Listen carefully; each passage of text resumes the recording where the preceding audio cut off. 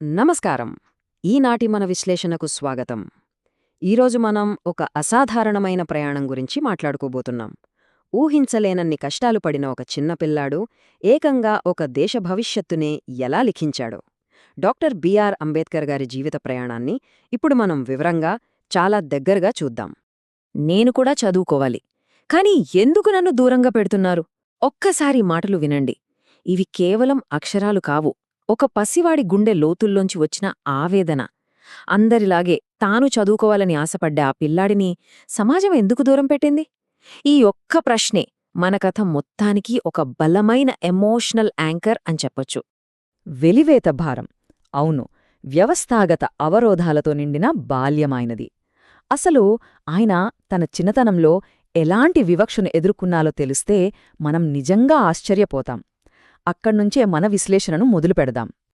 ఒక్కసారి ఆ పరిస్థితిని ఊహించుకోండి. లోపల మిగతా పిల్లలంతా హాయిగా సంతోషంగా చదువుకుంటున్నారు, కాని ఆయన మాత్రం తరగతి గది బయట, అది ఒక చిరిగిన దుమ్ము పట్టిన చాపపై ఒంటరిగా కూర్చోవాలి. కేవలం అక్షరాలు నేర్చుకోవడం కోసం రోజూ ఆయన అనుభవించిన శారీరక, మానసిక వేదన ఎంతటిదో ఈ ఒక్క సంఘటన మనకు కళ్లకు కట్టినట్టు చూపిస్తోంది కదూ. నీళ్లు కూడా తాగటానికి నాకు హక్కు లేదా? ఎంత హృదయ విదారకమైన ప్రశ్న ఇది. మండుటెండలో దాహంతో అల్లాడిపోతున్న ఒక పసివాడిని ఆ నీటి కుండను కూడా తాకనివ్వకుండా దూరం పెట్టారు. ప్రాథమిక అవసరమైన గుక్కెడు నీళ్లు కూడా తాగే అవకాశం లేకపోవటం ఆ పసి మనసును ఎంతలా తొలిచివేసి ఉంటుందో కదా. విద్యే ఒక ఆయుధం, కష్టాలను తన అకాడమిక్ పట్టుదలగా మార్చుకోవడం. మరి ఇన్ని అవమానాలు ఆయనను కుంగదీశాయా? అస్సలు లేదు. ఆ అవమానాన్నే, ఆ బాధనే నేర్చుకోవాలని ఒక ఆపలేని శక్తిగా ఆయన ఎలా మార్చుకున్నారో ఇప్పుడు చూద్దాం. చదువే నా ఆయుధం, నేనెప్పటికీ ఓడిపోను. ఆయన సంకల్పం ఎంత బలమైనదో గమనించండి. బయట జోరున వర్షం పడుతోంది, ఇంట్లో వాళ్లంతా గాఢనిద్రలో ఉన్నారు. కాని ఆ బాలుడు మాత్రం ఒక చిన్న మసకబారిన నూనెదీపం వెలుతురులో చదువుతూనే ఉన్నాడు. తన భవిష్యత్తు కోసం ఆయన చేసిన నిశ్శబ్ద పోరాటం నిజంగా అద్భుతం. రాత్రిపూట ఒక చిన్న మసకదీపం కింద చదువుకున్న పిల్లాడు ఉన్నత విద్య కోసం విదేశాలకు ఓడ ఎక్కే స్థాయికి ఎదగడం, ఆ తర్వాత కొన్నేళ్లకు తిరిగివచ్చి వేలాది మంది ముందు సమానత్వం కోసం గర్జించటం. ఈ ప్రయాణం గురించి ఆలోచిస్తేనే రోమాలు నిక్కబొడుచుకుంటే కదూ. ఏ ఆశయానికైనా ఇంతకు మించిన స్ఫూర్తి ఏముంటుంది? సమానత్వం కోసం పోరాటం, గొంతు లేనివారికి ఒక గొంతుకగా మారటం. మాతృభూమికి తిరిగి వచ్చిన తరువాత ఒక సాధారణ విద్యార్థి స్థాయి నుంచి కోట్ల మందిని జాగృతం చేసే ఒక శక్తివంతమైన నాయకుడిగా ఆయన ఎలా రూపాంతరం చెందారో మనం గమనించవచ్చు. మనుషులందరూ సమానమే, ఎవ్వరూ తక్కువ కాదు. తన ప్రసంగాలు వినటానికొచ్చిన వేలాది మందికి ఆయన ఇచ్చిన ఒకే ఒక్క బలమైన సందేశమిది: సంపూర్ణ మానవ సమానత్వం. అవును, ఇదే ఆయన జీవితకాల పోరాటానికి అసలైన పునాదిగా మారింది. రాజ్యాంగ రచన, సమానత్వాన్ని ఏకంగా చట్టబద్ధం చేయడం.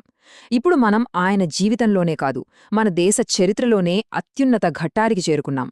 ఒక పెద్ద చెక్కబల్ల ముందు కూచొని ఒక మహాదేశ భవిష్యత్తును ఆయన తన చేతులతో లిఖిస్తున్న ఆ క్షణాలు అత్యంత కీలకమైనవి. ఈ రాజ్యాంగం ప్రతి మనిషికి సమాన హక్కులు ఇస్తుంది. ఈ మాటల్లో ఉన్న లోతును ఒక్కసారి అర్థం చేసుకోండి.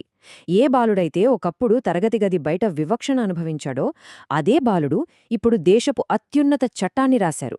ఏ పౌరుడు ఇకపై వివక్షకు గురి కాకూడదని చట్టబద్ధంగా భరోసా ఇవ్వడమంటే నిజంగా ఇది చరిత్రలోనే ఒక గొప్ప విజయం. ఒకవైపు కనీసం నీళ్లు తాగడానికి, బడిలో అడుగుపెట్టడానికి నోచుకోని బాల్యం, మరోవైపు దేశ పౌరులందరికీ సమాన హక్కులు కల్పిస్తున్న రాజ్యాంగ నాయకత్వం.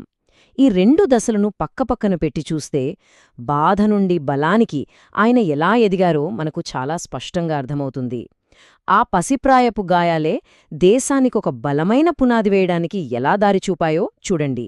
సాధికారత యొక్క వారసత్వం, బాధ నుండి బలానికెదిగి లక్షలాది మందికి స్ఫూర్తిగా నిలవడం. ఆయన ప్రయాణం వదిలివెళ్లిన ఆ శాశ్వతమైన ముద్ర గురించి మనం మాట్లాడుకోవాలి. ఆయన పోరాటం వల్ల ఒకప్పుడు చదువుకు దూరమైన ఎన్నో వర్గాల పిల్లలు ఇప్పుడు సగర్వంగా, సంతోషంగా బడుల్లో అడుగుపెడుతున్నారు. చదువు, పోరాడు, సంఘటితమవు. తన జీవిత సారాంశాన్ని, తత్వాన్ని మొత్తం ఈ 3 చిన్న పదాల్లో చెప్పేశారు. సమాజంలో న్యాయం జరగాలన్నా, ఆత్మగౌరవంతో బతకాలన్నా ప్రతి ఒక్కరూ పాటించాల్సిన ఒక పవర్ఫుల్ బ్లూ ప్రింట్ను ఆయన మనకందించారు. అవమానాల నుంచి ఆత్మగౌరవం వరకు కోట్ల మందికి ప్రేరణ.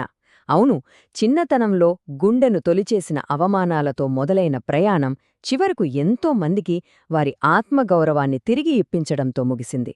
అడ్డంకులనే అవకాశాలుగా మలుచుకున్న ఒక లెజెండ్ కథ ఇది. సరే, ఈ అద్భుతమైన ప్రయాణాన్ని చూశాక నాకొక ఆలోచన వస్తోంది. వ్యవస్థాగతమైన వివక్షణను ఎదుర్కొని సమానత్వాన్ని ఏకంగా